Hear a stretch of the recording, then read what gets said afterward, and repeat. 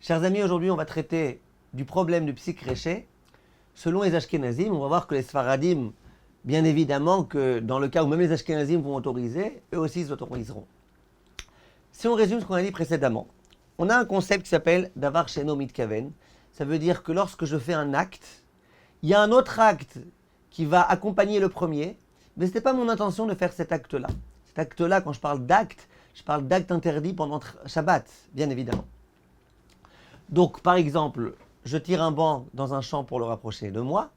Mon intention, ce n'est pas de labourer le champ. Mais je sais que dans certaines situations, si la terre est assez molle, etc., eh ben, le champ va être labouré. Alors, qu'est-ce qui se passe dans ce cas-là? Si c'est Davar Sheno Mitkaven, ce n'est pas mon intention de le faire. Alors là, il faut suivre l'itinéraire suivant. Si c'est pas sûr à 100% que ça va se produire, c'est pas psik-réché, c'est autorisé.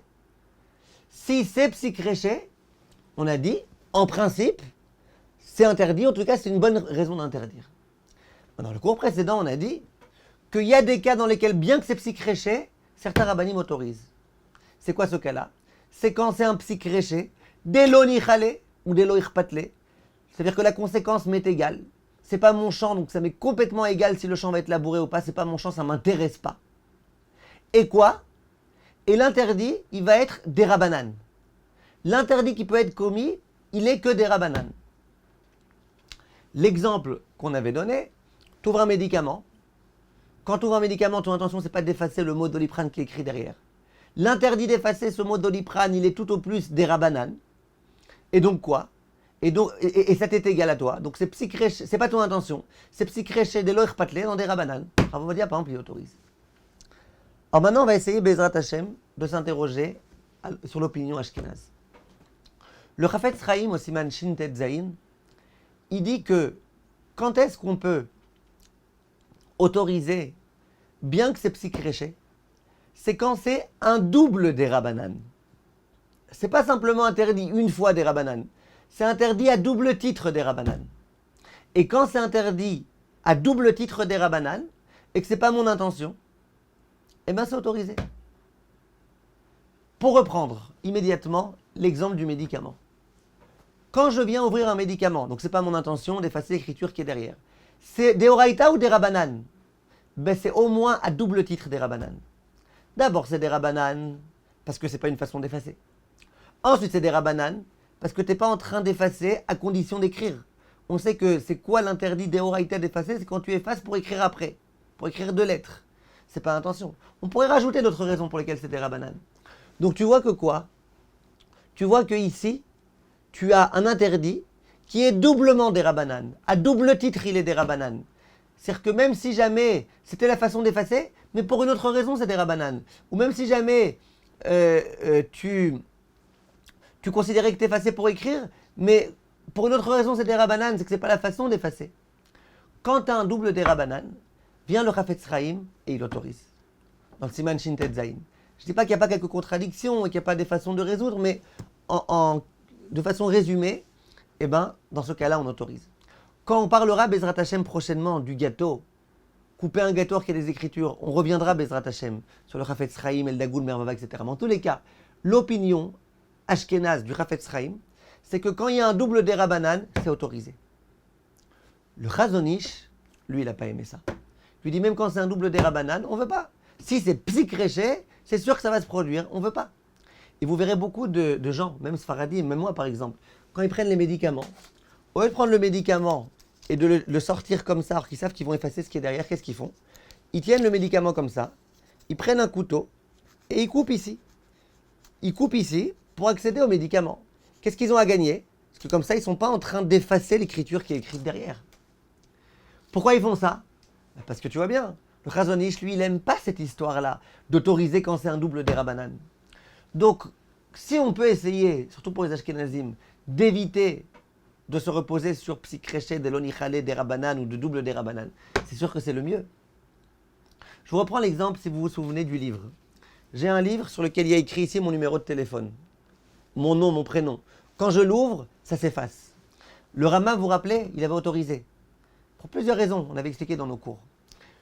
Le Chazon Ish, il n'a pas aimé. Et le Chazon Ish, il dit, moi j'interdis. Beaucoup de mes farshim, de poskim m'ont expliqué pourquoi le Chazon Ish, il ne veut pas.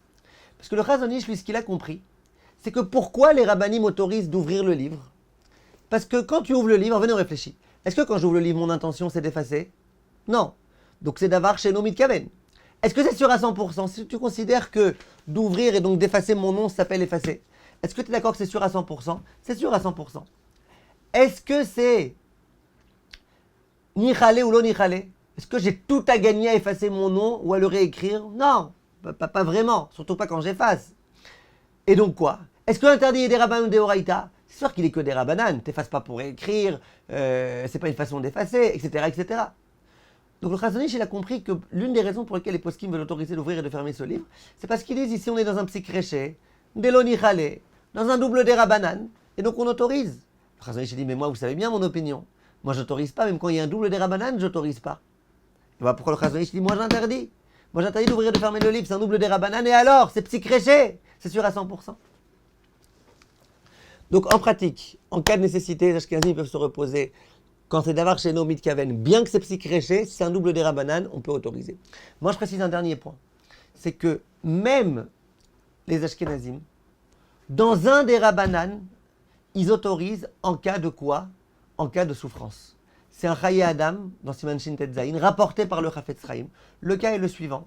La fenêtre était ouverte, j'ai ouvert la fenêtre pour aérer un petit peu, on est en plein hiver, il fait super froid. Il y a un oiseau qui entre à la maison. Bon, cet oiseau-là, il entre. Si je ferme la fenêtre, ça s'appelle que je vais le chasser. Jusqu'à présent, il était libre. Maintenant, je l'ai chassé. Mais ce n'est pas une chasse d'Eoraïta. Pourquoi ce n'est pas une chasse d'Eoraïta? Parce que même quand j'aurai fermé la fenêtre, c'est pas que je peux le capturer en une seconde. Ça va être dur de l'attraper. Donc c'est ce qui s'appelle dans l'hébreu tzad. Je l'ai chassé d'après la halacha, je l'ai capturé. Midera banane. Maintenant, question, est-ce que je peux fermer la fenêtre ou pas? J'ai froid, j'en peux plus, j'ai froid. J'aimerais bien que l'oiseau s'en aille, il s'en va pas. Est-ce que j'ai le droit de fermer la fenêtre ou pas?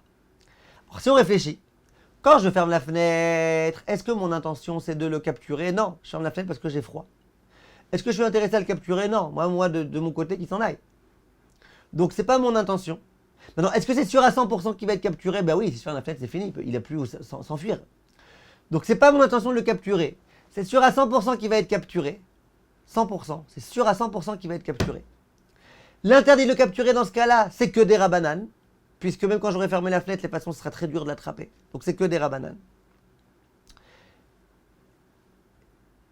Donc on rentre dans un cas de davar sheno mitkaven, qui est psychréché d'Eloïr patle, bédé rabbanan. En principe, on aurait pensé que c'est que Rav Ovadia qui autorise, que les Ashkenazim sûrement pas, que les Ashkenazim auraient besoin que ce soit un double des rabbanan. Bien le Chaye Adam, il dit on autorise pourquoi? Souffrance. Tu vas pas rester à te glacer tout Shabbat. Tu as froid, tu veux fermer la fenêtre. Tant que tu fermes pas la fenêtre, tu souffres. Donc vous voyez que dans les cas de souffrance, même les Ashkenazim, ils autorisent psychréché d'Elo Nichale dans des rabbanan, et même dans un des rabbanan qui n'est pas fondamentalement des rabbanan, qui est un Deoraïta transformé en des rabbanan, rappelez-vous du cours précédent.